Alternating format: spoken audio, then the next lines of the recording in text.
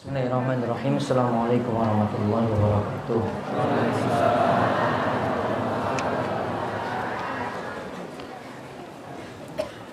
Innal hamdalillah nahmaduhu wa nasta'inuhu wa nastaghfiruh wa na'udzu billahi min shururi anfusina wa min sayyiati a'malina.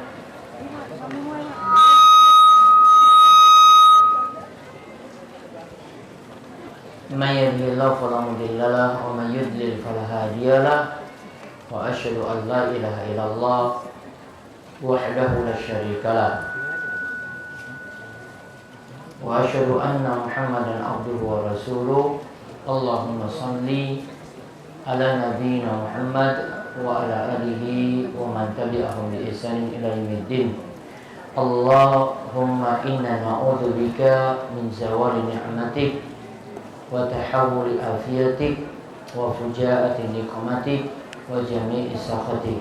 Allahumma inna na'udzu bika min ilmin la yanfa wa min qalbin la yakhsha wa min nafsin la tashba wa min da'watin la yustajabu laha. Alhamdulillah, segala puji kita panjatkan pada Allah Subhanahu wa taala yang memiliki nama dan sifat yang sempurna. Kita bersyukur begitu banyak nikmat yang telah Allah anugerahkan kepada kita sekalian, sehingga di kesempatan malam hari ini pada pengawasan rutin malam Kamis kita semuanya berada dalam keadaan sehat walafiat, diberi keluangan waktu dan juga diberi umur yang panjang oleh Allah Subhanahu wa taala. Mudah-mudahan kita selamat dari kerugian, dari orang-orang yang merugi, yang dikatakan oleh Nabi SAW, nikmatani makbunun fihima kasirun minan nas as-sihha wal farah. Ada dua nikmat yang dimana banyak orang yang makbun. Makbun itu kalau dalam istilah dunia jual beli, dalam pembahasan fikih muamalah, makbun itu berasal dari kata goban. Goban itu orang yang tertipu karena tidak beresnya penjual ketika menjual barang. Pembeli itu merasa rugi. Salah satu bentuk aib atau rugi yang dia dapati itu disebut dengan goban. Maka goban di sini artinya itu tertipu. Maka makbun itu artinya dua nikmat yang banyak manusia itu tertipu dengannya, yaitu kata Nabi SAW yang pertama nikmat as-sihhat, nikmat sehat. Kemudian yang kedua nikmat al-farah, yaitu nikmat waktu luang. Dikatakan oleh Imam Ibnul Jauzi dan juga ulama yang lainnya, mereka menyatakan kalau dua nikmat ini berkumpul sekaligus, sehat terus punya waktu senggang, maka kita itu kebanyakan lalai.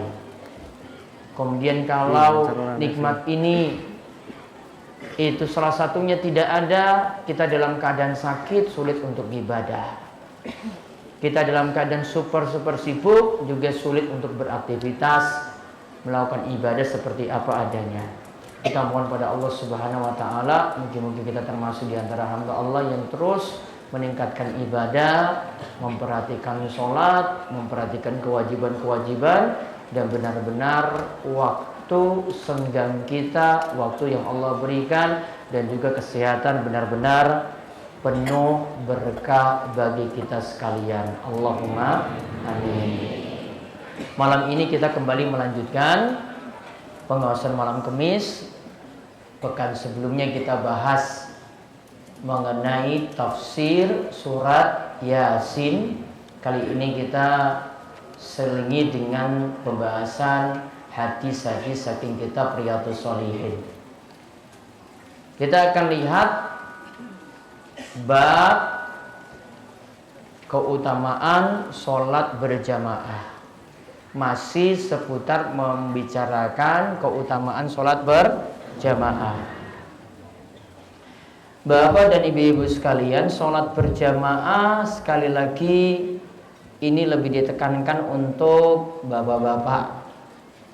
Sedangkan untuk para wanita, untuk ibu-ibu lebih ditekankan untuk melaksanakan sholat di rumah. Kalau pernah menjelaskan tentang hadis tentang masalah ini, ada salah satu hadis diriwayatkan oleh Imam Ahmad di dalam kitab musnadnya, Musnad Imam Ahmad, disebutkan bahwasanya baginda Nabi kita Muhammad sallallahu alaihi wasallam itu bersabda, khairu masajidin nisa qa'ru buyutihin. Sebaik-baik masjid atau tempat sholat bagi perempuan yaitu di bagian dalam dari rumahnya. Paling dalam, paling tertutup, paling tidak terlihat, maka itu sholat yang paling bagus untuk ibu-ibu. Itu tempat sholat yang paling bagus untuk ibu-ibu.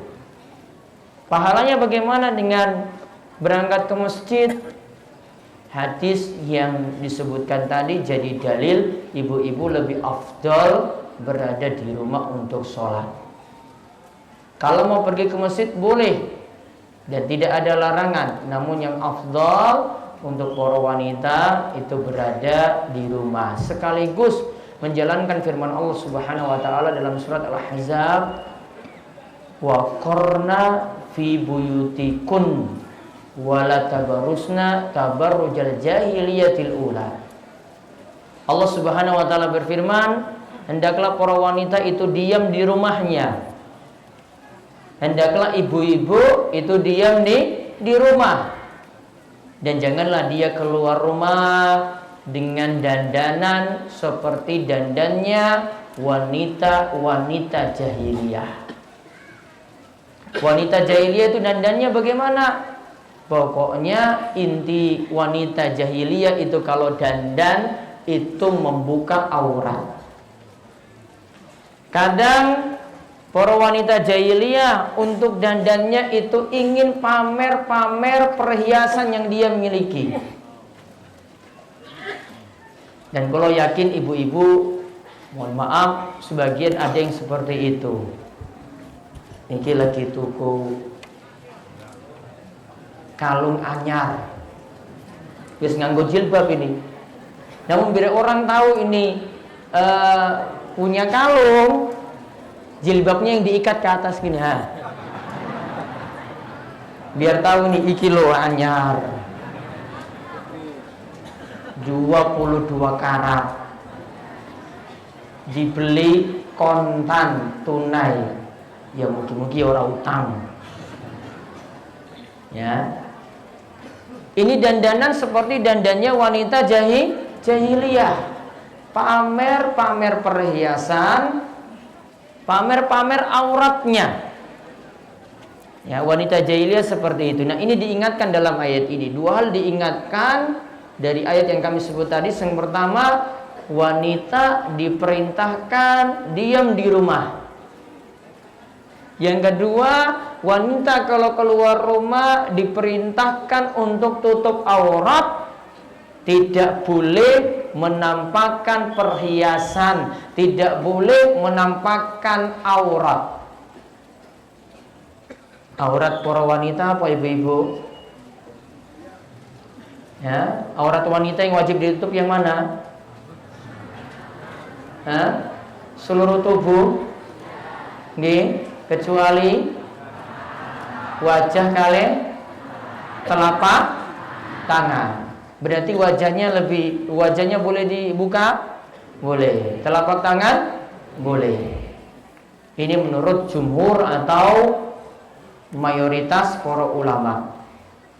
Namun sebagian ulama termasuk nas atau perkataan yang disebutkan oleh ulama Syafi'iyah, mereka rinci jadi dua untuk aurat ibu-ibu. Perhatikan, disebutkan oleh Syekh Salim Al-Hadrami dalam kitabnya Matan Safinatin Najah. Beliau rinci aurat wanita itu ada dua. Yang pertama aurat dalam sholat, fi sholat. Yaitu kata beliau jami'u badaniha masiwa al-wajh wal kaffain. Kata Imam Syekh Salim Al-Hadrami, beliau katakan aurat para wanita itu seluruh tubuhnya dalam sholat kecuali wajah kalian telapak tangan. Beliau lanjutkan, adapun kalau wanita tadi indal ajanib, wanita tadi berada di hadapan laki-laki asing, maka auratnya adalah jami'u badaniha. Auratnya itu adalah seluruh tubuhnya. Imam Nawawi Al-Bantani mengatakan dalam kitabnya Kasyifatus Saja, beliau itu mengatakan hatta al-wajh wal kaffain. Auratnya yang wajib ditutup juga itu adalah wajah dan telapak tangan. Kalau ada di depan laki-laki asing, yaitu yang bukan mahram, maka wajah dan tangannya juga wajib ditutup. Ini saya ingin cuma menyebutkan, sebagian ulama itu berpendapat berbeda dengan yang umumnya kita tahu, yaitu mereka perintahkan seluruh tubuh itu ditutup sampai wajah dan telapak tangan. Kalau pakai dalil logika gampang. Kira-kira bapak atau yang nom-nom ini, sing lanang-lanang, lebih naksir kaki perempuan atau muka perempuan? Naksir dengan sikile apa wajahnya? Kabeh kok. Jenengan ingin tertarik pada perempuan lihat kakinya apa lihat wajah? Berarti mana yang lebih pantas untuk ditutup, sikile apa wajah? Logikanya gampang. Iya toh? Karena wanita itu yang dinaksir itu wajahnya, bukan kakinya. Padahal kakinya disuruh tutup. Masa kakinya disuruh tutup, wajahnya disuruh buka? Harusnya terbalik. Wong saya nggak naksir kakinya kok. Ya, saya ingin lihat wajahnya. Nah, ini dalil logika saja dari ulama-ulama seperti tadi saya sebutkan dari pendapat Syekh Salim Al-Hadrami, salah seorang ulama Syafi'iyah. Ini ulama Syafi'iyah belakangan. Juga dari pendapat mazhab Hambali yang ada di kerajaan Saudi Arabia. Intinya balik ke masalah sholat untuk perempuan, makin tertutup itu makin bagus. Makin tertutup makin bagus. Walaupun jenengan mendengar dalil seperti yang kita sebutkan pada pertemuan sebelumnya, sholat wanita itu lebih utama, sholat berjamaah lebih utama 27 derajat. Kata Imam Ibnu Hajar, Imam Ibnu Rajab Al-Hambali, mereka menyatakan itu cuma berlaku bagi laki-laki. Bagi perempuan afdolnya sholatnya itu adalah di rumah. Paham nggih ibu-ibu nggih? Namun bukan larangan ibu-ibu untuk sholat berjamaah di masjid. Monggo silakan berjamaah di masjid. Apalagi para suami itu biasanya malas-malas. Iya betul.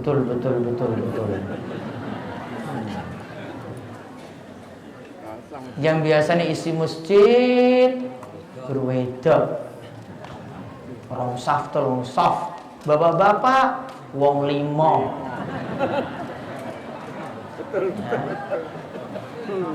Sing azan iqomah satu, imam satu, marbotnya satu, wong telu kadang, sisanya belakang. Wah, ibu-ibu semuanya itu.